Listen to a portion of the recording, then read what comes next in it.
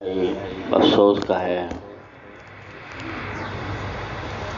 ہم تو پھر بھی محبت کرنے والوں میں شامل ہیں پہلے سے، لیکن جو کوئی بھی سن رہا ہے تو اس کے دل پر بھی اتنا اثر ہوتا ہے اور اتنا وہ افسوس کا اظہار کرتا ہے، صدمے کا اظہار کرتا ہے، جیسے اس کا کوئی بالکل اپنے عزیز بچی کا واقعہ ہوا ہو۔ تو صدمہ تو بے حد ہے، اس میں کوئی شک نہیں، اور شریعت میں منع بھی نہیں صدمہ کرنا، بلکہ جانے والی کا حق ہے۔ اگر صدمہ نہ کرے آدمی تو اس کا حق فوت ہوگا۔ صدمہ تو ایک طبعی امر ہے اور حق بھی ہے، لہذا صدمے کے اوپر کوئی گرفت بھی نہیں، یہاں تک کہ رونے پر بھی کوئی نہیں۔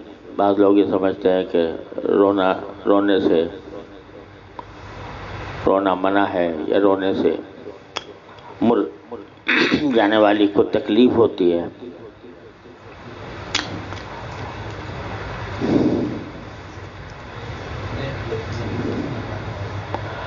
تو ایسا کچھ نہیں ہے، طبعی طور پر جو صدمہ ہوتا ہے، ہونا چاہیے، اس صدمے میں کوئی نہ گرفت ہے، نہ پکڑ ہے، نہ گناہ ہے، نہ ناجائز ہے۔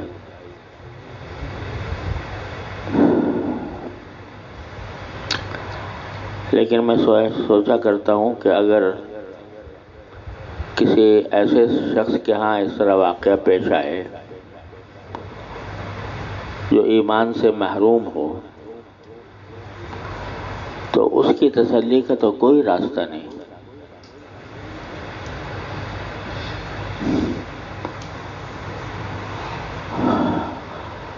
اس کے لیے تو صدمہ ہی صدمہ ہے، اور تسلی کا کوئی راستہ نہیں اس کے لیے۔ لیکن اللہ جل جلالہ نے اپنے فضل و کرم سے ہمیں ایک ایمان والے گھرانے میں پیدا فرمایا، الحمدللہ۔ تو ایمان والوں کے لیے اللہ تبارک و تعالی نے تسلی کے بہت سامان رکھے، جو غیر صاحب ایمان کے تصور میں بھی نہیں آ سکتے۔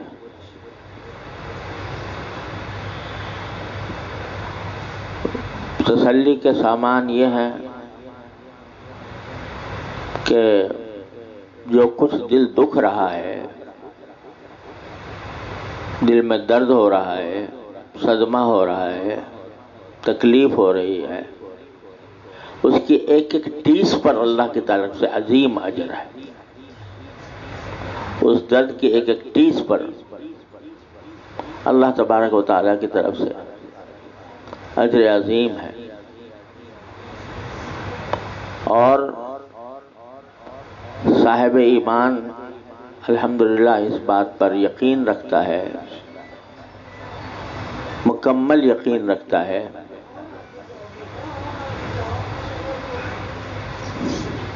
کہ ہر ایک انسان کے جب پیدا ہوتا ہے اس وقت سے اس کے سانس لکھے ہوئے ہوتے ہیں، جن کو کوئی ٹلا نہیں سکتا۔ اذا جاء اجلهم فلا يستأخرون ساعة ولا يستقدمون۔ تو کوئی اللہ تبارک و تعالیٰ کی مشیت ہے، اس کا کارخانہ حکمت ہے، کارخانہ قدرت ہے، کس کے لیے کتنی زندگی لکھی ہے۔ فَمِنْكُمْ مَنْ يُتَوَفَّى وَمِنْكُمْ مَنْ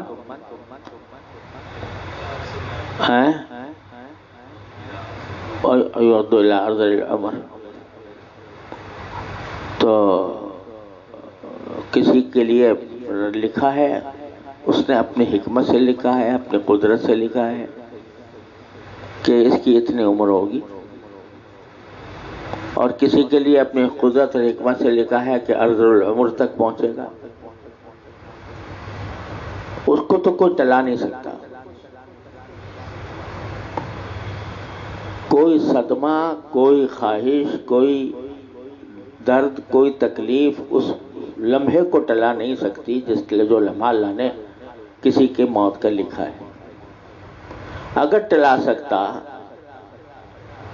تو حضرات صحابہ کرام رضی اللہ تعالیٰ عنہم اجمعین رسول کریم سرور دو عالم صلی اللہ علیہ وسلم کے ایک ایک سانس کے بدلے اپنی ہزاروں زندگیاں قربان کرنے کے کر دیتے ہیں۔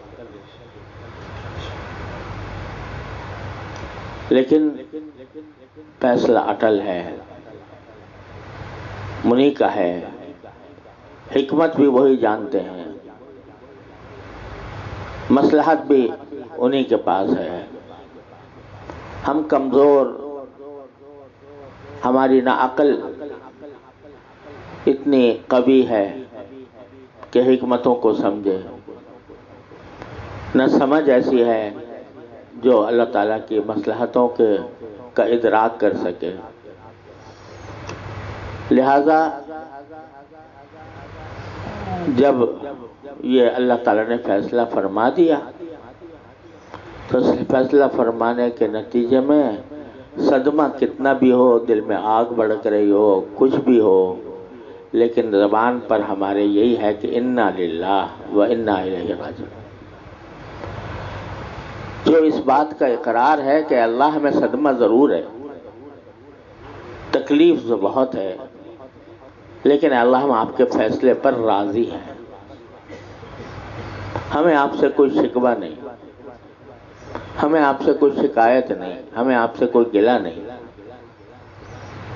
البتہ ہمارا دل درد سے معمور ہے، ہمارے سینوں سے آگ بھڑک رہی، سینوں میں آگ بھڑک رہی ہے صدمے کی۔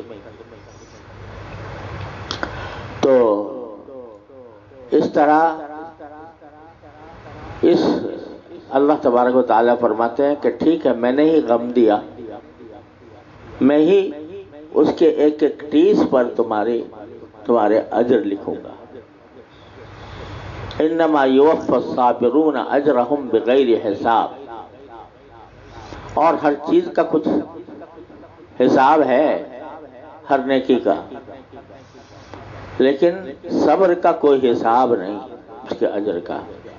تو ایک مومن کو پہلی بات تو تسلی کی یہ ہے کہ میں ٹلا تو سکتا نہیں۔ ایک آدمی کی قدرت میں ایک بات ہوتی اور وہ نہ کر سکا تو کچھ انسان کو حسرت بھی ہو جاتی ہے، لیکن جب میرے اختیار سے باہر ایک بات تھی، فیصلہ انہی کا کرنا، انہی کا ہونا تھا، لہذا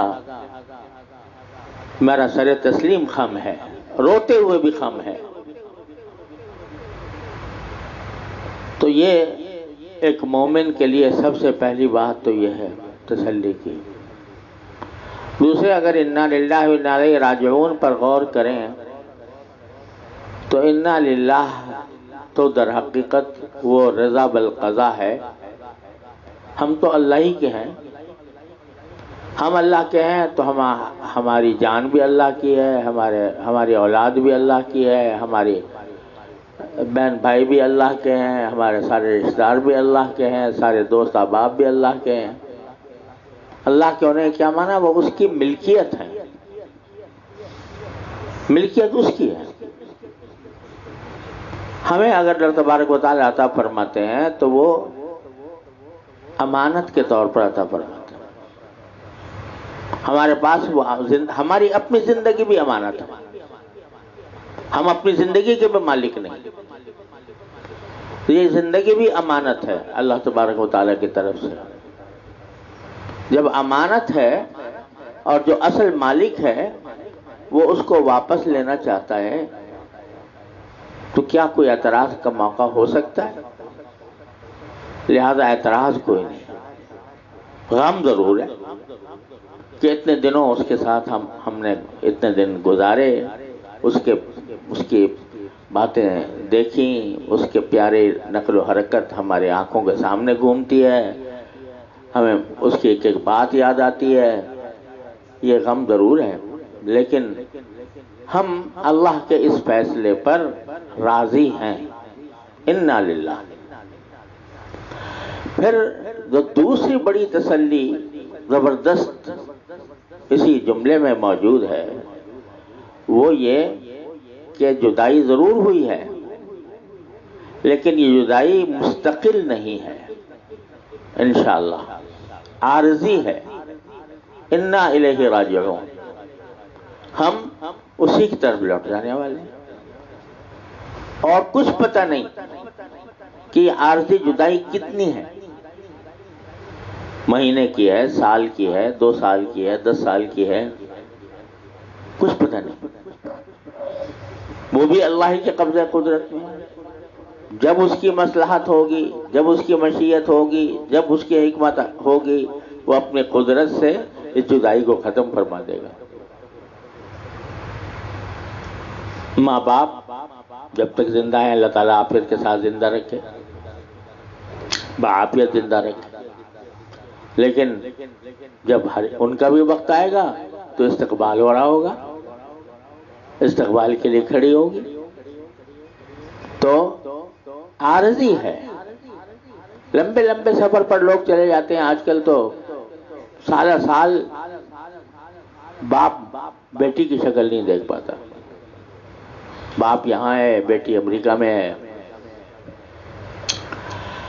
لیکن دیکھنے کو دل چاہتا ہے. عید کا موقع ہے، دل چاہتا ہے وہ ہوتی، ہم اس کے ساتھ بیٹھتے، اس سے باتیں کرتے. لیکن نہیں، ہزاروں میل کا فاصلہ حائل ہے، جدائی ہے. لیکن اس بات سے دل خوش ہے کہ الحمدللہ اپنی جگہ خوش ہے. باپ کی اس سے بڑی اور کیا، باپ کی اس سے بڑی اور کیا خواہش ہو سکتی ہے اپنی بچی کے بارے میں.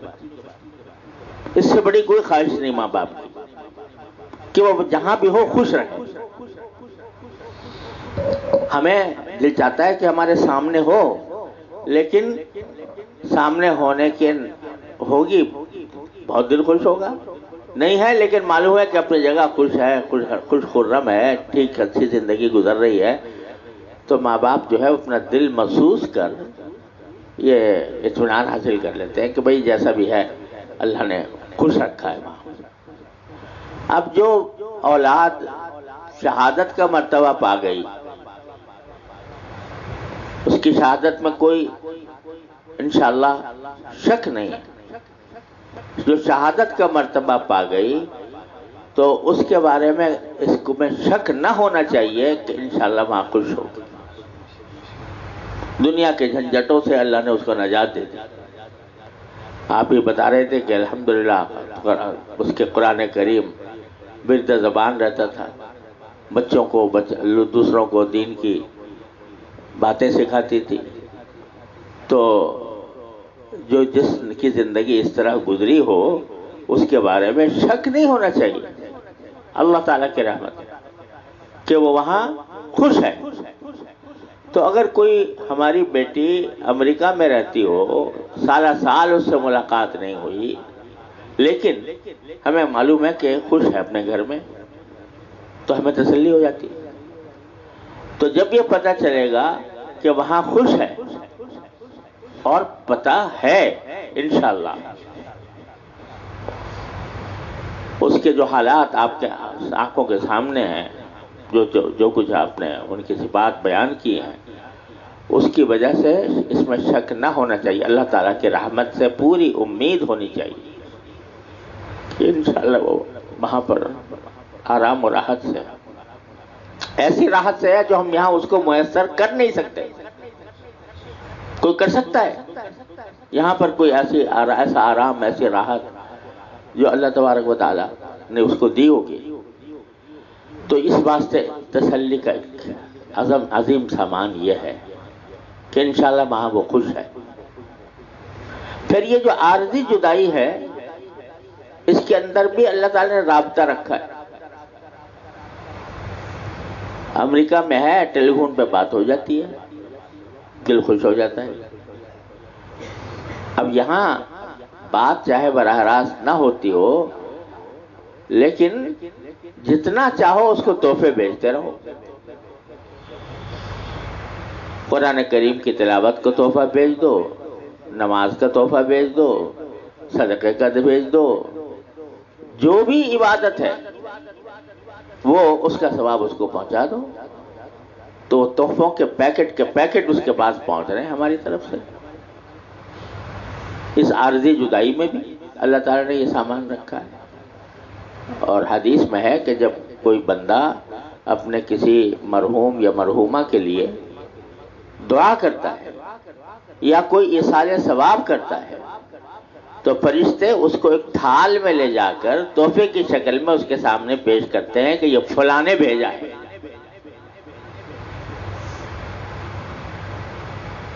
اب آپ بتاؤ، تحفے کی شکل میں میرا اس کا لے کے جاتے ہیں اور نام سے کہ فلاں نے بھیجا ہے، اور وہ خوش ہوتے ہیں کہ میرے فلاں، میرے باپ نے، میری ماں نے، میرے بھائی نے، میری بہن نے، میرے عزیزوں نے مجھے یہ تحفہ بھیجا ہے۔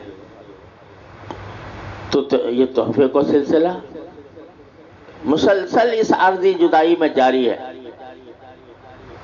مسلسل جاری ہے، کسی لمحے بھی بند نہیں ہوتا، جب چاہیں کر لیں۔ اور پھر صورت دیکھنے کو دل چاہتا ہے، اللہ تعالیٰ خواب میں دکھا دیتے ہیں، بکثرت خواب میں دکھا دیتے ہیں۔ تو یہ عارضی جدائی بھی اللہ تعالیٰ نے ایسی رکھی ہے کہ اس میں رابطہ بالکلیہ منقطع نہیں، اور پھر جب وہاں جا کر ملیں گے تو پھر کبھی جدائی نہیں ہوگی انشاءاللہ، پھر ہمیشہ ساتھ، ہمیشہ ساتھ۔ لہذا اگر یہ نقطہ ہمارے سمجھ میں اچھی طرح آ جائے اور اللہ تعالیٰ اس پر دل جما دے تو یہ زندگی جو ہے یہ ایک سفر ہے، یہ منزل نہیں ہے۔ اور چونکہ ایک سفر ہے، اگر سفر میں کوئی ساتھی بچھڑ جائے، وہ کہیں اور چلا گیا، میں کہیں اور چلا گیا، لیکن آخر کو وہیں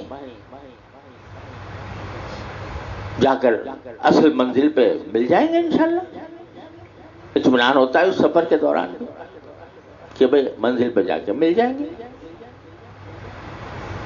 صحابہ کرام جہاد کر رہے ہیں، نبی کریم سرورت عالم صلی اللہ علیہ وسلم کے بعد، اور سامنے نظر آ رہا ہے کہ دشمن بڑا قوی ہے، اس کے پاس اسلحہ بہت ہے، اس کے پاس ساز و سامان بہت ہے، بظاہر دیکھنے میں قوی ہیکل بھی ہے، تو غالب گمان یہ ہوتا ہے کہ شاید اس میں شہادت ہو جائے گی۔ تو کیا کہتے ہیں؟ غدن نلقى الاحبہ محمدن و صحبہ، کہ کل بس یعنی خوشی میں کہہ رہے ہیں کل ہم اپنے محبوبوں سے ملاقات کریں گے، اپنے محبوبوں سے کل ملاقات کریں گے، محمدن و صحبہ، نبی کریم صلی اللہ علیہ وسلم سے اور آپ کے صحابہ کرام سے۔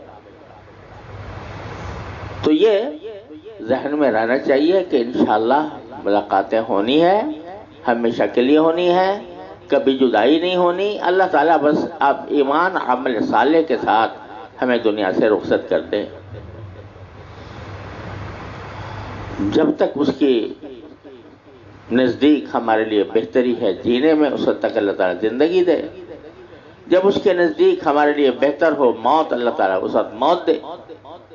اللہم احیینی ما علمت الحیات خیرا لی وتوفنی اذا علمت الوفات خیرا لی۔